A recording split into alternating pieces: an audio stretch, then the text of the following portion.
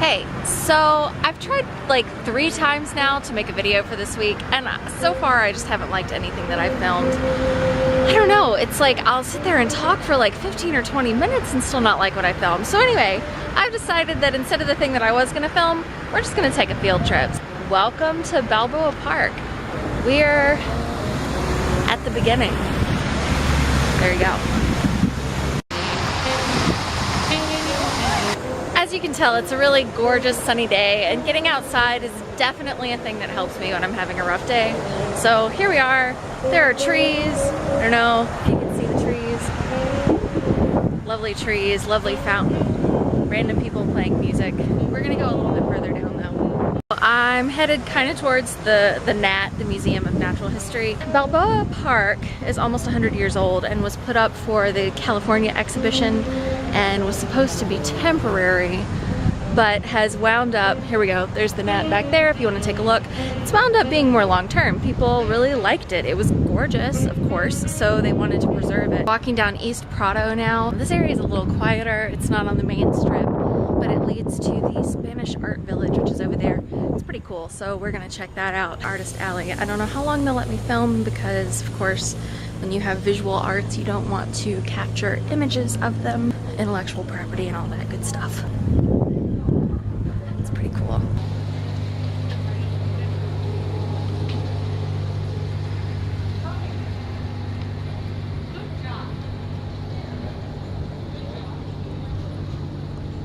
Okay, that didn't last very long. I'm gonna take you guys to a sort of like little hidden, lesser known courtyard area that I really like. I don't know if it's open.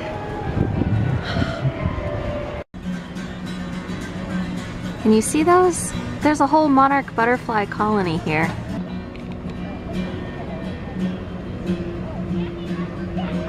Well, I'm finding some cool caterpillars, but I think most of the cocoons have actually already opened. So I don't know if we'll see any monarchs. It might be a little late in the season. I love listening to the bells. So my usually empty courtyard was not empty today. It was kind of full of a school group doing some type of photography project. I'm not sure. It was pretty cool to watch them. They were taking really creative photos with the statuary in there, which was neat. Today is a gorgeous day. I would just like to say, yay California. Take a look. Look at that. Look at that. Eat your heart out, rest of the country, in your polar vortex. The video I've been wanting to make, I have a lot of thoughts on the subject of creativity and making a career out of your creativity, especially if you are a creative type of person the way I am. You tend to be good at more than one thing. Pretty decent at several different things, but I'm not super good. I'm not like an expert at any one thing. Very much the jack of all trades, master of none. Just been thinking about that a lot lately, and the difference that I feel now being on the other side of 30 than I did from when I was, say, like 26 or 27. Because I know it's hard to separate when you have friends and peers and people that you've gone to school with, and you know, you've basically all gone to the next grade level together. You've all hit the same milestones around the same time. And then you get out of college, and if you went to school and you got a nursing degree, you basically become a nurse. And if you go to school and you had a teaching degree, you teach. Or if you go to law school, you become a lawyer. But you know, if you go to school and you have a creative degree, then when you come out, you might find a job. You might not. Think that at some point I just had to realize that rather than feel left out, or rather than feel like I'd missed out on something, that I needed to just pursue what I wanted to pursue and do it at my own rate. And it took a while to accept that it's okay for me to do my own thing in my own time. The thing with creativity is there's not, other than self-imposed deadlines, there aren't really deadlines. The process happens differently for everybody.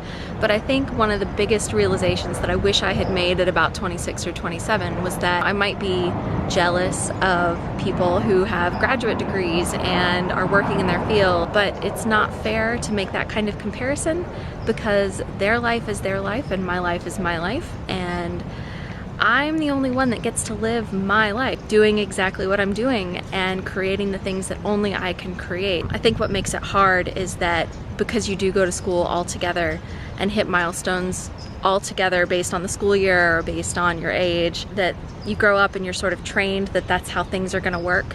And then you get into adulthood and that is not in fact how it works. It's totally wide open after that.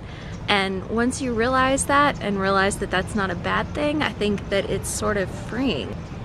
You know, the possibilities are out there. When I was 18, my goal was to be published at age 28, and now I'm 31 and still not published. Kind of come to terms with that. I was disappointed when it didn't happen, but one of the most important things I've learned is that really if you want to do something, you have to just do it. You can't wait for the time to be right. You can't wait for inspiration to strike. I mean, inspiration will come eventually, or, you know, sometime, but sometimes you just have to sit down and do the work.